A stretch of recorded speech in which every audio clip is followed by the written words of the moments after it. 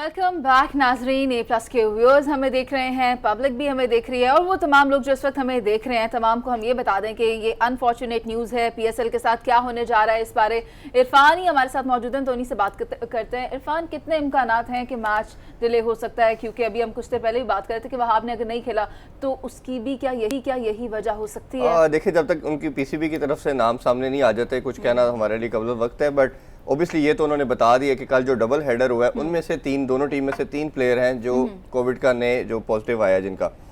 अब देखना इसमें यह है कि खुदा न खास्ता अगर पोस्टपोन होती है, कोविड का ये जो मामला चल रहा है यकीनन बड़ा खतरनाक है, क्योंकि जो पीएसएल जिस तरह यकीनन सारे शायकीन क्रिकेट जितने भी थे हमारे सफेद सारे इंतजार में थे, लेकिन अब देखते हैं हल्की फुल्की जो रौनकें थी वो दोबारा मानन होने जा रही हैं। लेकिन अब मुझे ये बताइएगा कि जिस तरह कल हमने देखा पेशावर ज़ल्मी की टीम में कुछ तब्दीलियां की गई, तो उसके बाद हमने ये भी देखा कि जाहिर बात है कि वो बड़े आगे जाके उन्होंने वो मैच भी हार दिया। तो क्या इसकी भी वजूहत हो सकती है और वहाब के ना होने की भी कुछ वजूहत है? क्योंकि वहाब की अगर मैं बात करूं तो वो हमेशा जो मुश्किल वक्त होता है तो वहां पे विकेट वो हासिल कर लेते हैं। क्या कहेंगे इस पे? जी बिल्कुल, हमने अभी बात की है कि पेशावर ज़ल्मी की हार की सबसे मेन वजह उनके कैप्टन का ना होना। कैप्टन और प्लस आपका परफॉर्मर भी हो जिसने आपकी मैच विनिंग परफॉर्मेंसेस आ रही हो, तो ओबियसली बहुत बड़ा उसमें डेंट तो पड़ता है। कोविड की जैसे हम बात कर रहे थे अमीर पाजी, वो यही कह रहे थे कि खुदा न खास्ता अगर ये जैसे अभी 4 पहले थे, 3 अब मजीद आ चुके हैं, अनफॉर्चुनेटली अगर कुछ और प्लेयर्स अगर सामने आए तो मेरा नहीं ख्याल कि इसको पॉसिबल हो सकेगा कंटिन्यू करना।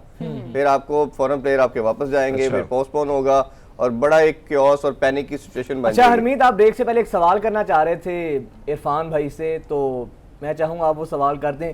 हाँ, वो सवाल ये था कि इरफान भाई को ही करने थे ना। हरमीत आप सवाल कर दें, वो पीएसएल का फ्यूचर क्या होगा और उस बारे में आप क्या कहना चाह रहे थे?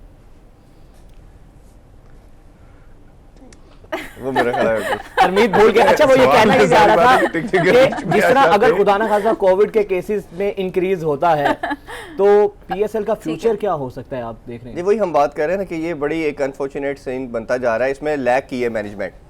आल दो के पहले जितने भी डोमेस्टिक हमारा सीजन हुआ, कोविड के सिचुएशन के अंदर पीसीबी ने बहुत जबरदस्त काम किया, बट अभी इस दफा वो लैक किए। इस चीज को उनको एडमिट भी करना चाहिए। फ्रेंचाइज ओनर जो थे वो बायोस्फीयर बबल का पार्ट नहीं थे, वो अपनी एक्टिविटी करते थे। फिर आपके कुछ सेलिब्रिटीज आपने जो एज वो बैठाए होते थे डगआउट में, उनका भी ऐसा था कि वो बायोस्फीयर बबल का पार्ट नहीं थे। वो रात को रिकॉर्डिंग करते थे, सुबह आके वो ग्राउंड में होते थे। फिर तीसरा जो चीज मेरी कुछ लोगों से बात हुई है कि जो ग्राउंड के अंदर ग्राउंड स्टाफ है वो भी बायोस्फीयर बबल का पार्ट नहीं थे। तो वो क्या करते थे कि अपनी घर में या रूटीन की एक्टिविटीज करते थे, वो ड्रेसिंग रूम में भी रहते थे। मेंबर्स में भी आइडेंटिफाई हुआ है जी, ये वो तो टीम के स्टाफ मेंबर में होगा ना, मैं ग्राउंड स्टाफ की बात कर रहा हूँ। क्योंकि प्लेयर ने तो जाके ड्रेसिंग रूम शेयर करना है, ड्रेसिंग रूम में बैठना है। अगर वो उसके अंदर आपका जो ग्राउंड स्टाफ है वो अपनी एक्टिविटी कर रहा है, उधर क्लीनिनेस कर रहा है या जो भी उधर टाइम स्पेंड कर रहा है, तो वायरस तो ऑब्वियसली फिर आपका पेनिट्रेट कर सकता है। अच्छा लेकिन अगर परफॉर्मेंस देखी जाए क्वेटा ग्लैडिएटर की, तो ऐसी क्या तब्दीली की कि फतेहयाब हो गए और सरफराज ने रवायत तोड़ी? देखिए, सरफराज जो है वो जितने भी कैप्टन है, मेरा मानना है कि सबसे सीजनड और सबसे वो रिफाइंड कैप्टन है।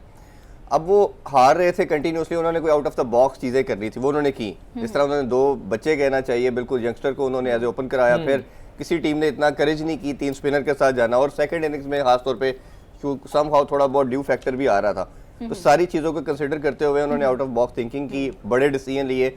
और उन्होंने फिर अपनी जो मैच के बाद प्रेस कॉन्फ्रेंस में भी उन्होंने बताया कि ये चीज थी कि हम आ रहे हैं, कुछ डिफरेंट करना चाहिए, और बोल्ड डिसीजन लिए जो उनको पे ऑफ कर गए। इरफान, अगर हम दोनों टीमों की कंपैरिजन करें तो हम देखते हैं कि मिडिल जो ऑर्डर है वो उनका दोनों का बड़ा डिस्टर्ब नजर आ रहा है। और दूसरी बात ये कि रिजवान और सरफराज की परफॉर्मेंस तो कमाल की, इसमें कोई शक नहीं है। लेकिन कल हमने देखा कि उस्मान कादिर को नहीं खिलाया गया, हालांकि उनकी अच्छी बॉलिंग थी। फिर साथ में हमने ये देखा कि जो इमरान ताहिर साहब हैं उनको खिलाया गया, बड़े एक्सपीरियंस खिलाड़ी है, 2 विकेटें भी उन्होंने ली। तो क्या लगता है आपको कि दोनों को अपने मिडिल ऑर्डर पे अगर कम बैक दोबारा करना है, आना है, मैच जीतने हैं, तो कितना काम करना होगा? इरफान, वक्त कम है, मैं चाहूंगी आने वाले मैच पर भी अगर बात कर ली जाए, लाहौर कलंदर और इस्लामाबाद यूनाइटेड का, दोनों टीम्स पेपर पर कहां स्टैंड करी है, इस पर भी रोशनी। जी, मैं दोनों को बताता हूँ। उसमें मुल्तान सुल्तान की लास्ट एक ही बात है कि उनकी बैटिंग ऊपर से परफॉर्म करी है और मिडिल ऑर्डर में नहीं कर रही।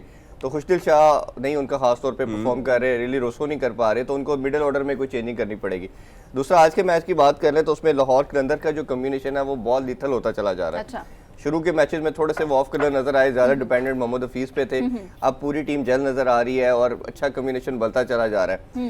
इस्लामाबाद यूनाइटेड यंगस्टर पे बेस करती है, बट उनकी भी टीम का कम्बिनेशन बहुत जबरदस्त डेवलप हुआ है। अच्छा। बट प्रॉब्लम उनकी भी 2-3 है, लैग कर रही है। जैसे हमने कल भी बात की कि शादाब को अंडरस्टैंड करना पड़ेगा कि वो बॉलर है, बैट्समैन नहीं है। उनको अपना नंबर 3 का स्लॉट किसी मेन प्लेयर को देना पड़ेगा। और वो रवायत, उस बारे क्या कहेंगे? रवायत अब मेरा ख्याल है टूट गई है, एक अच्छा साइन आ गया तो उम्मीद करते हैं कि काफी रवायतें टूट, और कलंदर्स को पता नहीं क्या हो गया। चलो, लेकिन देखते हैं कि आज के मैच में किसका पलड़ा होगा भारी। इसके लिए तो शाम 7 बजे तक का इंतजार है। अभी के लिए हम सबको इजाजत दीजिए। अल्लाह हाफ़िज़।